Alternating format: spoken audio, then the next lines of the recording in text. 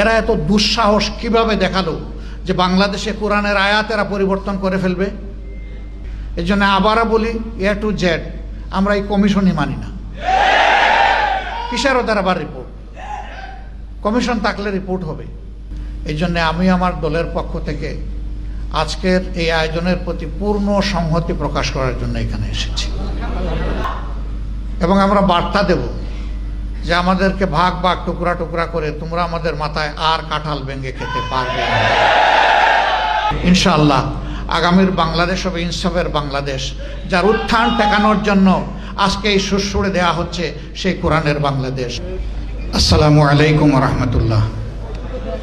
আলহামদুলিল্লাহি রাব্বিল আলামিন ওয়াসসালাতু ওয়াসসালামু আলা রাসূলিহিল কারীম ওয়া আলা আলিহি ওয়া সাহবিহি ওয়া আহলি বাইতি আজমাইন, আম্মা বাদ। প্রথম কথা হলো, গঠিত এই কমিশন এই জাতির চিন্তা চেতনা, তাহজিব, তামাদ্দুন এবং বিশেষভাবে আল্লাহ তাআলার আইনের বিরুদ্ধে অবস্থান নেওয়ার কারণে তারা প্রত্যাখ্যাত বলে আমরা ঘোষণা করছি।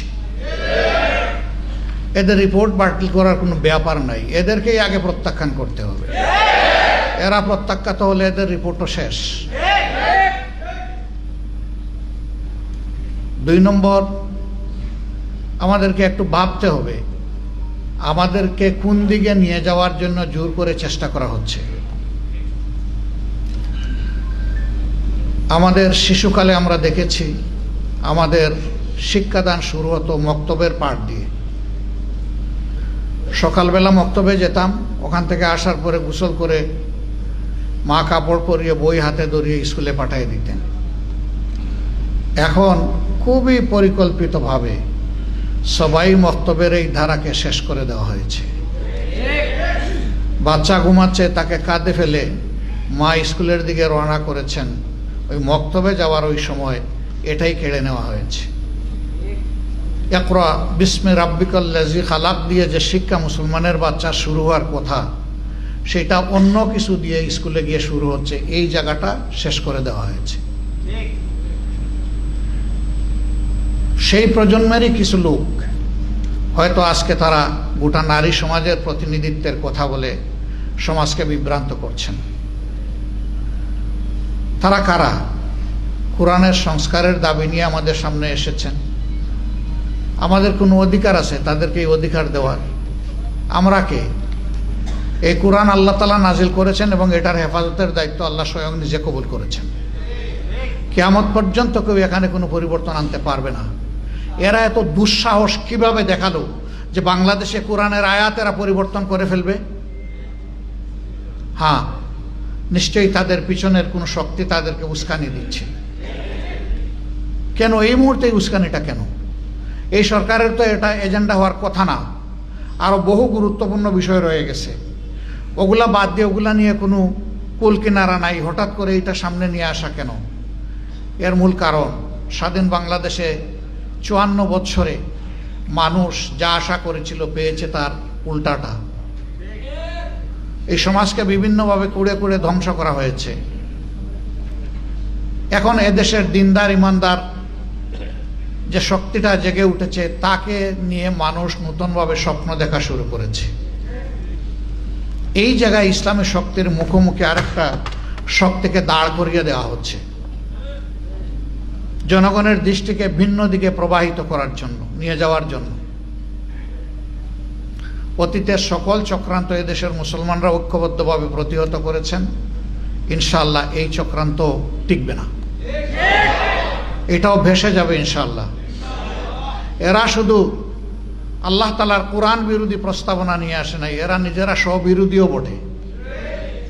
একদিকে তাদের ভাষায় তারা নারী পুরুষের সমান অধিকার চায়, আবার তারা বলতেছে সব জায়গায় এত % কোটা নির্ধারণ করতে হবে।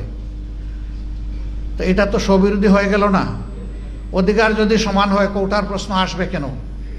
যার যার যোগ্যতা প্রমাণ করে নিজ জায়গায় চলে যাও, তাইলে তো কোটার দরকার নাই। কোটা দেওয়া হয় পিছিয়ে পড়া অংশকে তাদেরকে সুযোগ দেওয়ার জন্যে। নারীরা এই দেশে পিছিয়ে পড়ে নাই। নারীরা আমাদের মা, আমাদের বোন, আমাদের কন্যা, আমাদের ইজ্জত এবং সম্মানের প্রতীক। এরা তার সব কিছু তছনছ করে দিতে চায়। পরিবারে পরিবারে এরা দাঙ্গা লাগাতে চায়। এখানে প্রস্তাবনায় ম্যারিটাল রেপ বলে একটা কথা এসেছে। রেপ তো রেপই, রেপ তো দুইটা অসৎ পুরুষ আর নারী যখন একত্রিত হয় বিবাহ বহির্ভূত পন্থায়, সেটার নাম রেপ হবে। বিবাহিত জীবনে রেপের প্রশ্ন আসলো কেন? এর মাধ্যমে স্বামী স্ত্রীতে ঝগড়া লাগিয়ে আমাদের আদালতগুলোতে এই মামলা দিয়ে পরিপূর্ণ করে দেওয়া এদের উদ্দেশ্য।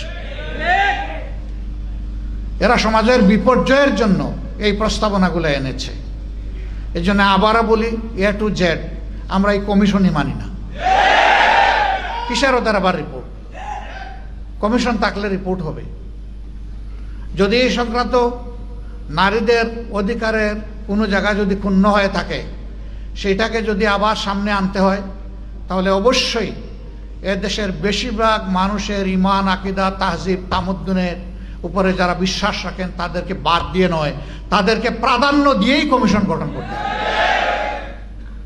এই কমিশনে দুঃখজনকভাবে সেই রকম একজন নারীকেও রাখা হয়নি।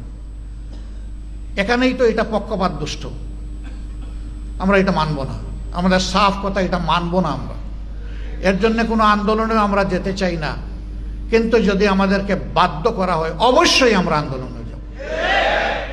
এই জন্য আমি আমার দলের পক্ষ থেকে আজকের এই আয়োজনের প্রতি পূর্ণ সংহতি প্রকাশ করার জন্য এখানে এসেছি। ইনশাআল্লাহ আমরা হাতে হাত ধরে দিন এবং সমাজের সকল কল্যাণকর কাজ একসাথে করব ইনশাআল্লাহ। এবং আমরা বার্তা দেব যে আমাদেরকে ভাগ ভাগ টুকরা টুকরা করে তোমরা আমাদের মাথায় আর কাঁঠাল ভেঙে খেতে পারবে না। আল্লাহ তাআলা আমাদেরকে তৌফিক দান করুন।